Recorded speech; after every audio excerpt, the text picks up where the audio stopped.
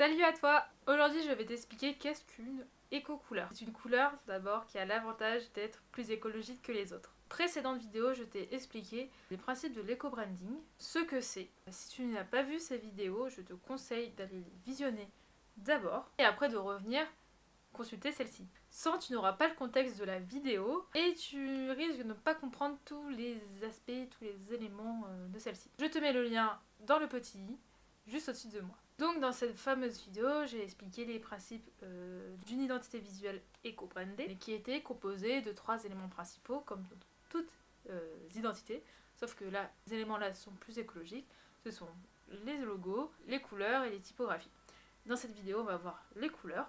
Donc je te laisse t'abonner pour être au courant des prochaines vidéos qui sortiront sur ce sujet. Si tu ne me connais pas, moi c'est Ludivine Dorme, je suis fondatrice de l'Atelier de Nature et j'accompagne des entreprises à impact positif avec des projets éthiques et durables dans la création de leur identité visuelle et j'utilise des principes d'éco-conception graphique pour créer leur support de communication et pour qu'elles aient moins d'impact sur l'environnement.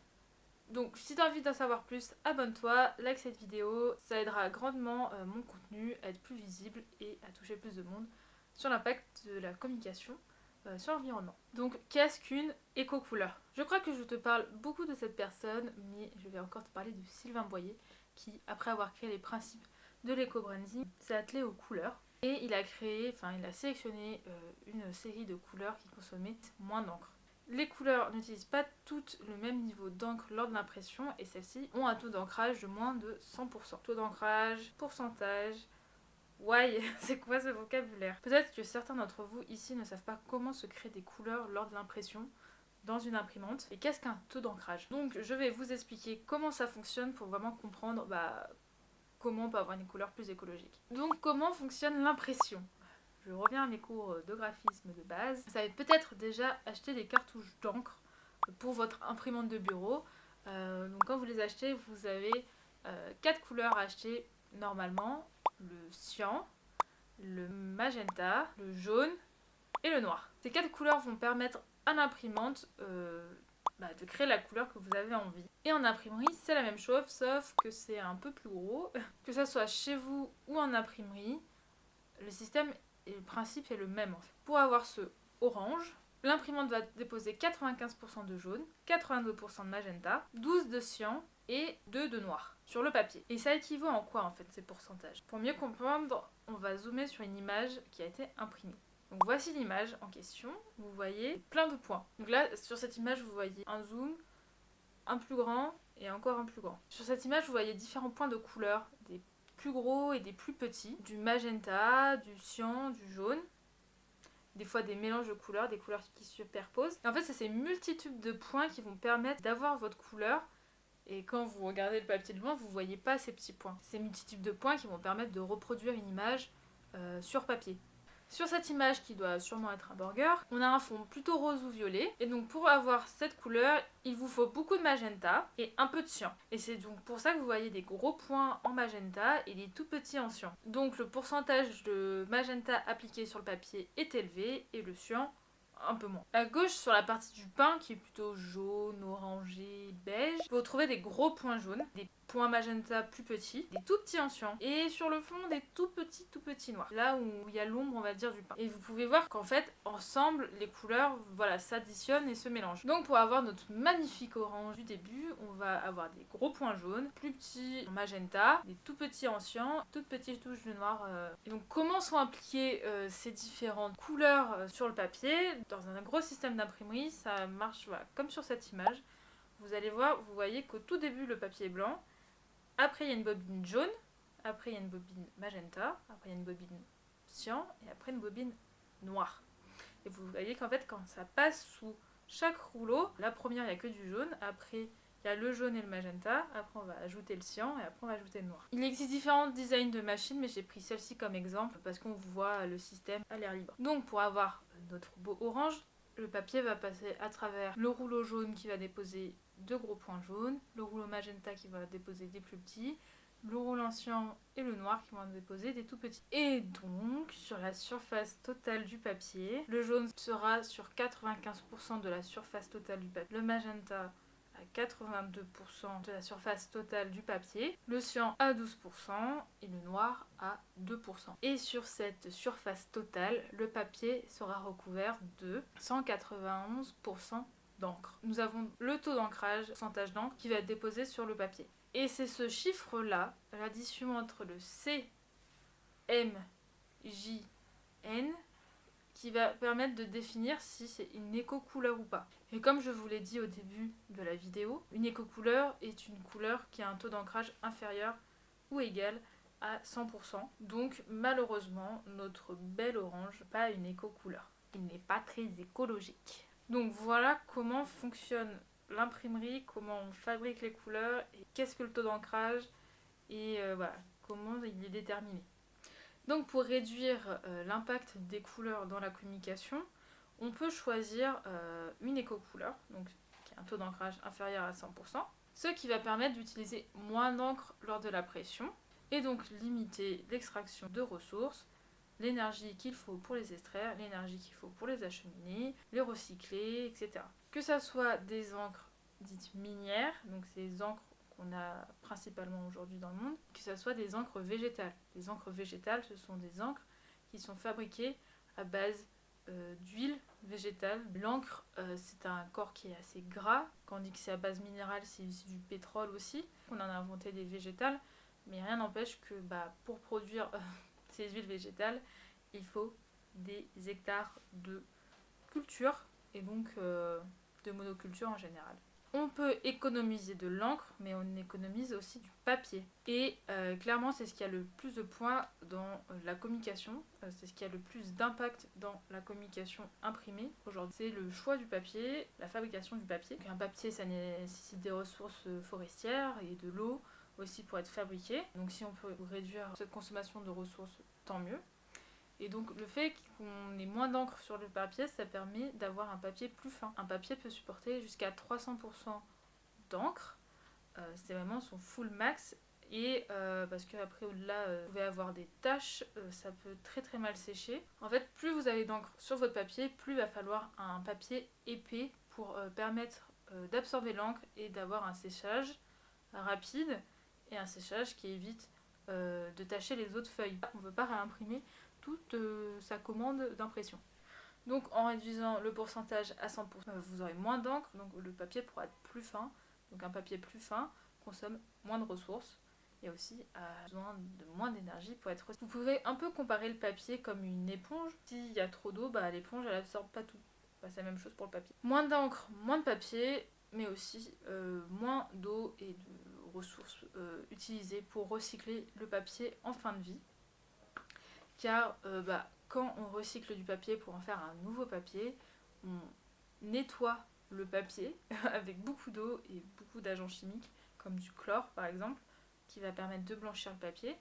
Et en fait, ça a pour but cette étape d'enlever l'encre du papier, de le laver et après de pouvoir faire de nouveau plus ou moins blanc. Donc si on a moins d'encre sur le papier, on va mettre moins d'efforts à enlever cette encre, moins de produits, moins d'eau, etc. Vous avez compris la logique. Donc Sylvain Boyer a regroupé ces 167 couleurs pour être exact dans un document open source. Je vous ai mis le lien pour accéder à ce document dans la description. Avec cette limite, ce choix ou cette contrainte, peu importe comment vous percevez ces éco-couleurs, vous avez quand même pas mal de couleurs à disposition pour créer de chouettes univers visuels. Du coup, est-ce que ce beau orange peut devenir plus écologique ? Nous ne pourrons pas avoir un orange brique comme il est aujourd'hui, mais nous aurons un orange beaucoup plus doux. D'ailleurs, ce sont les couleurs de type violet, vert et orange, donc qui sont issues de mélanges de couleurs primaires, qui vont consommer le plus d'encre. Et là, quand on dit que le vert est le symbole de l'écologie, ce n'est pas la couleur la plus écologique du tout lors de l'impression. Dans la pratique, ce 100% n'est pas obligatoire. C'est vraiment l'idéal. On se dit, on a quand même encore une belle palette de couleurs avec 100% de taux d'ancrage. Mais ce n'est pas une règle internationale. Personne ne va vous blâmer si vous passez au-dessus. D'ailleurs, moi, ça m'arrive dans des entités d'utiliser des couleurs à plus de 100% parce que je trouve que c'est justifié, que finalement dans l'utilisation ce soit très très fin ou c'est juste des petits détails, donc ça va pas avoir beaucoup d'impact. Et même quand vous choisissez une couleur qui est au-dessus, essayez de toujours travailler cette couleur là de manière à vous allez tendre le plus possible à 100%. Et d'ailleurs aussi, il y a des secteurs d'activité où ça peut être compliqué d'utiliser des éco-couleurs, parce que des fois il va falloir des couleurs très très vives, du violet ou des couleurs très sombres. Dans ce cas-là, c'est aussi à anticiper lors de la création graphique. Ça peut être aussi une manière de se démarquer. Mais voilà, les éco-couleurs ne sont pas non plus obligatoires sur tous les secteurs. Surtout quand on est sur un produit qui est un service digital. Principalement, la marque va communiquer sur le digital. Là, clairement, on n'a pas besoin d'avoir une éco-couleur qui est à 100% sur l'impression. Le jour où elle va imprimer, ça va être vraiment pas grand-chose. Et du coup, potentiellement, voilà, anticiper encore ça et se dire, le jour où cette marque imprime, on va peut-être avoir du blanc, voilà, des couleurs plus claires que les couleurs les plus foncées de la charte. Du coup, ça me fait une bonne transition pour vous dire aussi que les éco-couleurs ont un enjeu aussi sur le digital. En fait, c'est l'inverse du print sur le digital. Sur le print, on va privilégier le plus de blanc possible, moins d'impression, alors que sur le print, on va privilégier des couleurs très très foncées, voire le noir, pour éviter de consommer de l'énergie. Vous avez sûrement vu depuis quelques années les interfaces avoir une version dark mode, une version sombre. Initialement, c'est pour avoir moins de fatigue oculaire du coup. Pour faire les couleurs de vos écrans, il va falloir 3 couleurs, le rouge, le vert et le bleu. Ces couleurs-là, sur le digital, vont créer le blanc. Sur les écrans, vous avez des micro LED qui vont s'éclairer soit en rouge, en vert ou en bleu. Pour faire un écran blanc, les 3 vont être allumés au maximum. Pour faire du noir, elles vont être éteintes. C'est pas le cas de tous les ordinateurs, mais aujourd'hui c'est de plus en plus le cas, avec les écrans OLED particulièrement. Plus vous avez une couleur sombre sur le internet, plus les LED vont être plus ou moins éclairés. Donc qui dit les LED pas éclairés, moins de consommation d'électricité pour faire fonctionner notre écran et notre ordinateur. Les interfaces dites dark mode ou sombres ont été surtout valorisées d'un point de vue santé, d'un point de vue fatigue oculaire. Là où aujourd'hui on passe beaucoup de temps devant les écrans, le fait d'avoir des écrans plus sombres, ça permet d'être moins fatigué des yeux. Voilà, tout simplement. En fait, ce qui fatigue principalement les yeux, c'est la lumière bleue. Donc la lumière bleue qui est présente dans nos LED, nos 3 LED. C'est pour ça aussi que vous avez vu développer sur vos ordinateurs ou vos smartphones des filtres proposés plus le soir pour afficher l'écran dans un ton plus jaune. Donc voilà, c'est pour contrer cette lumière bleue. Donc selon le projet, vous pouvez mettre de côté le bleu pour moins de fatigue oculaire. Peut-être si vous avez un projet lié à la santé, votre service va nécessiter à votre cible ou à votre clientèle de passer beaucoup de temps sur les écrans, potentiellement éviter le bleu. Voilà. Là on s'éloigne du côté purement éco-couleur, mais les couleurs sont hyper importantes pour l'accessibilité de nos contenus, de notre communication.